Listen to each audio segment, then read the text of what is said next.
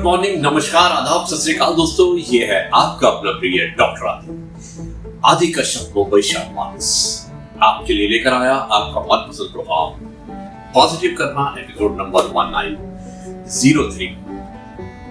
दोस्तों कहते हैं ना कि जिसकी जैसे संगति होती है उसके गुण भी वैसे ही होते हैं, वैसा ही वो व्यवहार करते हैं। और इसी पर आधारित है आज की कहानी संगति। भेजने वाले नन अदर देन हमारे बहुत बहुत परम मित्र आदरणीय Shri Dhirendra Pratap Srivastava, senior advocate, supreme court of India, New Delhi. Dhirendra जी बहुत बहुत शुक्रिया इतनी अच्छी कहानी भेजने के लिए। शुरुआत करता हूँ इस कहानी की और फिर विश्लेषण करेंगे कि लोगों को, सुनने वालों को ये कहानी कैसी लगी। जय भगवत। एक छोटे से ब्रेक के बाद संगति एपिसोड नंबर 1903। दोस्तों बहुत समय पहले की बात है। एक तपस्वी सा दिखने वाला शिकारी रोज की तरह अपने शिकार की तलाश में जंगल की ओर निकल पड़ा। पूरे दिन भटकने के बाद भी उसे कोई शिकार नहीं मिला। थका हारा, निराशा से भरपूर और भूख प्यास से बेहाल वो एक विशाल पेड़ के नीचे बैठ गया। मन में असंतोष, शरीर पे थकावट और आंखों में नींद। तेज हवा चल रही थी जिससे वृक्ष की शाखाएं बार बार हिल रही थी और उस कारण छाया कभी शिकारी के चेहरे पर आती तो कभी हट जाती। वो सोने की कोशिश कर रहा था पर वो बदलती हुई छाया उसे चैन से सोने भी नहीं दे रही थी। उसी समय आकाश से एक सुंदर सफेद रंग का हंस नीचे उड़ता हुआ आया। उसकी दृष्टि उस थके हुए शिकारी पर पड़ी। हंस बड़ा करुणामय स्वभाव का था। उसने देखा कि ये मनुष्य बहुत परेशान है और उसे ठीक से विश्राम भी नहीं मिल पा रहा, तो वो चुपचाप उसी वृक्ष की डाली पर बैठ गया और अपने विशाल पंख फैला दिए ताकि उसकी छाया में वो शिकारी आराम से सो सके। हंस की निस्वार्थ सेवा से वो शिकारी कुछ देर के लिए गहरी नींद में चला गया, लेकिन तभी अचानक एक काला कौवा वहां आ पहुंचा।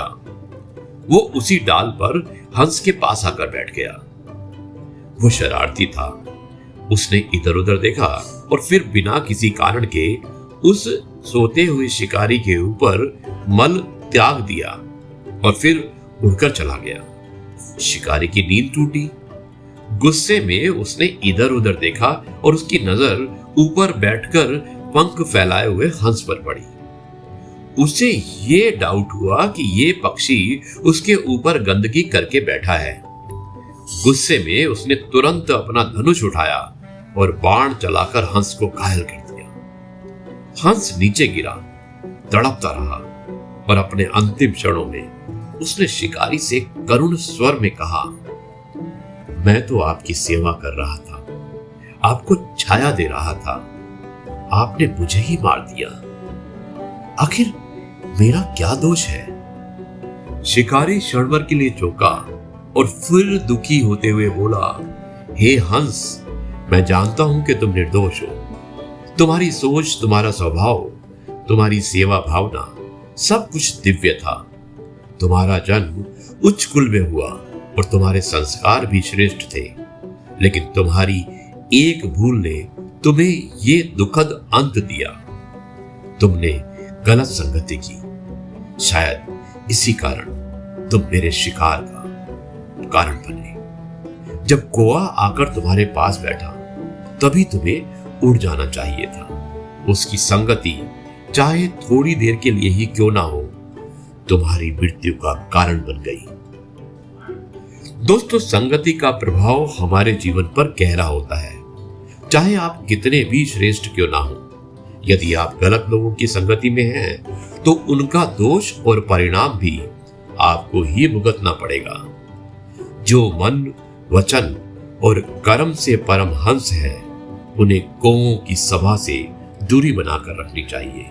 सही समय पर सही संगति का चुनाव ही आपके जीवन की दिशा तय करता है।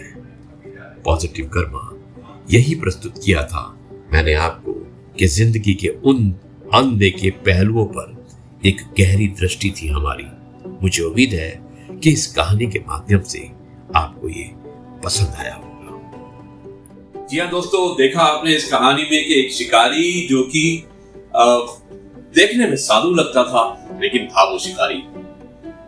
बहुत प्रयत्न किया लेकिन उसे एक भी शिकार नहीं मिला। एक पेड़ के नीचे विश्राम करने बैठा, भूख लगी थी और उसी समय उसने देखा कि उसी समय उस पेड़ के नीचे जहां पर वो विश्राम कर रहा था वहां पर एक हंस आया और हंस आकर बैठ गया।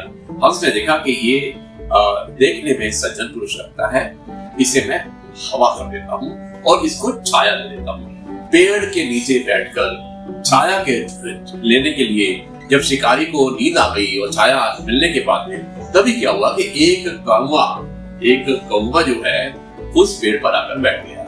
उसने देखा कि वो शरारती तो था ही, उसने देखा कि शिकारी आराम कर रहा है तो उसने उस शिकारी के ऊपर पेशाब कर दिया और शिकारी को जब उठा और उसके बाद वो कौवा चला गया। लेकिन शिकारी जब उठा तो उसने देखा कि ये काम किसने किया है, तो उस समय हंस वहीं पर बैठा था जो उसे हवा दे रहा था। शिकारी को गुस्सा आया और उसने सोचा कि शायद ये हंस ने ही ये काम किया है और उसने उसका वध कर दिया, उसे गोली मार दी। जब वो नीचे गिरा तो हंस ने कहा कि मैं तो तुम्हें हवा दे रहा था, तुम्हारी भलाई का काम कर रहा था, तुमने मुझे क्यों मारा? तुम्हारे ऊपर तो ये कार्य कौवे ने किया है। तो शिकारी ने कहा कि मुझे मालूम है कि तुम बहुत भले हो, बहुत अच्छे हो, लेकिन क्योंकि तुम्हारे साथ जो कौवा जैसे आके बैठा था, तुम्हें उठकर चले जाना चाहिए था, इससे तुम्हारी जान बच जाती। अब क्योंकि संगत का असर जो है, क्योंकि तुम सब कौवे के साथ बैठे थे और कौवा चालाक था, वो अपना काम करके चला गया, तुम्हें अकेला छोड़ के चला गया और मुझे गुस्सा आया और मैंने तुम्हें मार दिया। तो दोस्तों, यहाँ पर हम देखते हैं कि हंस का कोई भी दोष नहीं था, लेकिन उसके बाद भी क्योंकि उसकी संगत कुछ समय के लिए ही सही, लेकिन कौवे के साथ बैठा था, कौवा उसके साथ बैठा था, जिसकी वजह से उसे एक बहुत बड़ा उसका परिणाम जो हुआ, बहुत बड़ा उसे त्याग देना पड़ा अपनी जान के रूप में। इसलिए आप भी याद रखिएगा कि संगत का असर हमेशा पड़ता है। संगत आपको चुननी है, या आप अच्छी संगत चुनते हैं या आप गलत संगत चुनते हैं। अब मैं इस कार्यक्रम को यहीं पर समाप्त करता हूँ। कल आपसे एक बार फिर से मुलाकात होगी और एक बार फिर से श्रीवास्तव जी को धन्यवाद देता हूँ कि इतनी अच्छी कहानी भेजने के लिए। मुझे उम्मीद है दोस्तों कि आप सब अपनी संगत को अच्छा रखेंगे। श्रीवास्तव जी एक बार फिर से बहुत बहुत धन्यवाद। और अब मैं सिर्फ यही कहूंगा, जय गुरु जी, शुक्राना गुरु जी।